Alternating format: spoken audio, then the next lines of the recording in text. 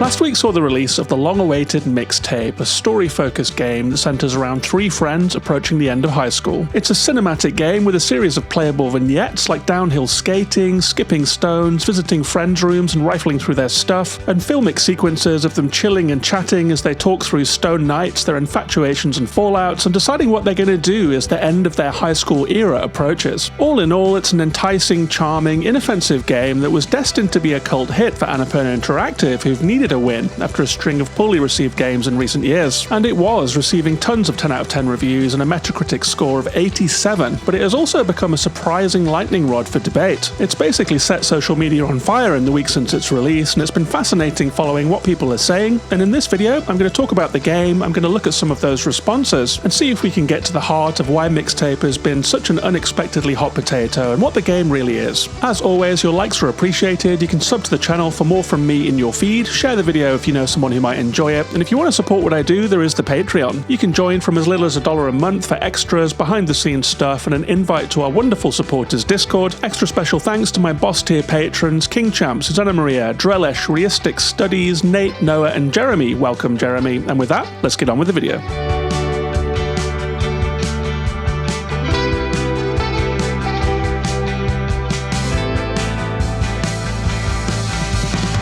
So I should say up front that I was really looking forward to this game. In my January Big Indie Guide to 2026, it was in fact the most anticipated title in my top 10. I really enjoyed the studio's first game, The Artful Escape, and I was looking forward to Mixtape a lot, and even though it's a very short game, clocking in at only 4 hours, I had a great time. So I was kind of surprised when I went into social media and saw that everyone was talking about it, and they were coming at it from all kinds of angles that I was not expecting. There was a lot of talk about era accuracy, with people trying to pin down when exactly the game is set. There was talk about it being, quote, a fake indie game, unquote, made by a cabal of Hollywood millionaires or something. There was talk about it being too woke, which I guess we have to expect now, and there was talk about it being not a game at all, and most of that stuff came from the blue checks on Twitter, as you would expect. They were fully off their meds and having a field day, and as such, most of it can be clarified or shot down easily enough, so here goes. Number 1, is Mixtape a fake indie game or an industry plant? Whatever that means. The answer is no, although it's a particularly well-funded indie game. It was made by a small team in Melbourne, Australia, and it was published by Annapurna Interactive, who previously published games like Kentucky Route Zero, Outer Wilds, Wheel World, Wonderstop, Cocoon, Sayonara Wild Hearts, the list goes on. Annapurna has a habit of picking up promising indie projects and publishing them, so no, it's not a fake indie game, it's just supported by a well-funded publisher. Number 2, is Mixtape woke?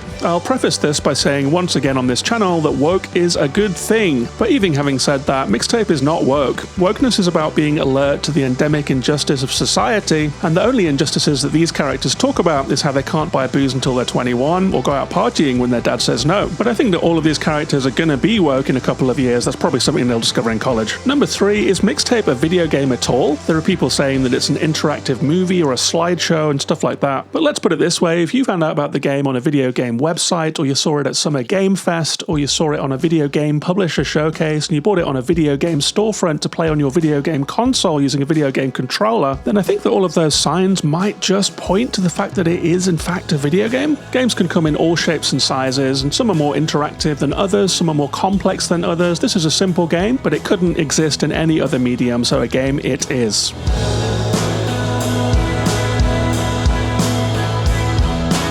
And that takes us to number 4, which is the question of era accuracy, and I think that this is the most interesting one because it starts to touch on artistic intent and it gets to the heart of what this game actually is, and Mixtape does feel like it exists out of time somehow. It is hard to pin down exactly when these events are happening. It's like it's hanging between eras somehow, but that is by design. The director Johnny Galvatron has said as much in interviews. He has said that the game isn't set in any given period and that it's a collage of youth culture across the decades. And I think that couldn't be clearer when you're actually playing the game. It features direct references to media from at least 4 different decades, like a chase sequence quoted from Ferris Bueller's Day Off in 1986. It has a version of the iconic car washing scene from Wayne's World in 1992. It has a scene where a teacher's house gets dramatically toilet papered, as seen in South Park in 2003 and Beavis and Butthead later on, and many other sources too. And it has a scene where you're exploring a friend's sun-dappled room as they chill on their bed, an iconic scene from the original Life is Strange made in 2015. As well as all that, there's the music itself itself, which spans at least 7 decades with tracks from 1969 through to 2011. There's the clothes, denim, caps, sneakers and pin badges that could be from the 70s, the 00s, or yesterday, or today, or tomorrow. That fits the theme because teen fashion is, after all, a fast-moving Ouroboros of hippie, punk, new wave, grunge, skate, Y2K and normcore that never stops whirling. And why I list all of this out is because it's very clear that this mixtape isn't just a mixtape of music, it's also a collage of teen culture throughout the decades and generations.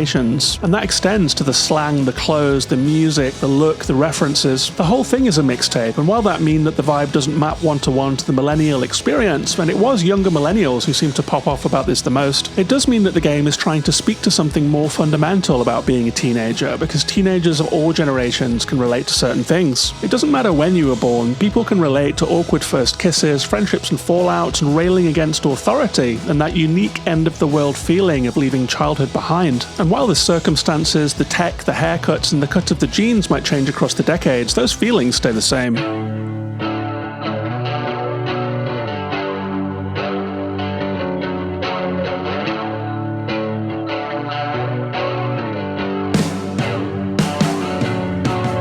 But as well as all that teenage drama and melodrama, the game also does a good job of capturing the mundanity of teenhood too. The characters hang around in each other's bedrooms, they hire videos, they skim stones in the long summer, they talk nonsense, they get stoned, they break into a theme park, they're just looking for stuff to do really. And all of this coalesces into a certain warm texture. In one sequence that I really like, they find an abandoned shack out in the woods and turn it into a hangout. As the player, we get to paint the door with a roller and just a few colours to work with. I tried to make something nice, I lingered on it for a while, I dabbed bars of colour onto the stripes, and the design that you make will hang around until the end of the game. You'll be seeing it a lot, so every time you go there you can see that door that you painted. It's a small touch, but it gave me this familiar feeling of making something your own as a teenager, because at that age you control so little about your life. I think that's why things like the pin badges on your lapel, the stickers on your journal, and the posters on your bedroom wall are so very important to teenagers. It's something that they can control, it is a way to express their personality as it forms around them, and painting the door in the game is a tiny part of the game, but it tapped into that very specific feeling for me. And the minigames in Mixtape pull that same trick off over and over. Some of them are less grounded than that, literally. They use magic realism to capture that tidal wave of teen emotions. Things feel very strong and very real and very vivid at that age because a lot of those feelings are brand new. So when our feet leave the ground as we run over a field in Mixtape, it does capture that sensation of sprinting, racing, cackling, spinning through the air. And when Stacy conducts fireworks in the night sky, it feels light, it feels ebullient, it feels bubbly. It's like the rush of a new crush. These are moments of joyful freedom, and Mixtape nails them.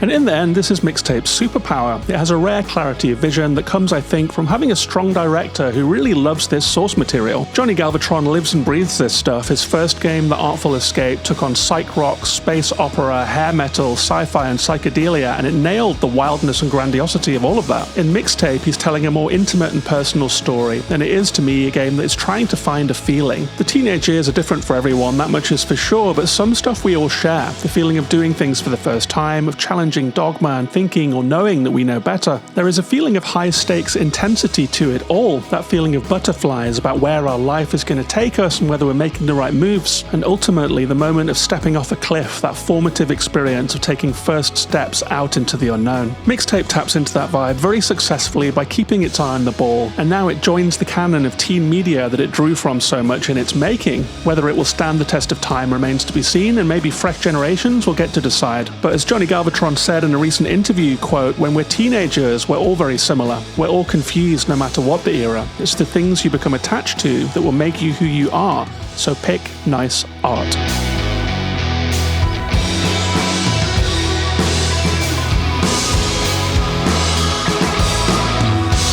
That's it, that's my Mixtape review. Thank you very much for watching it, and I hope that you enjoyed it. If you did, you can join the Patreon to support this channel. It's patreon.com/gaminginthewild, link on the screen now. $1 gets you into Discord, $3 gets you behind the scenes podcasts, $5 will get you a free indie game code for a hand-picked game that I've chosen to give to new patrons, and $10 will get you a thank you on every single show. I hope you enjoyed the video, take care of yourselves and each other, and bye-bye for now.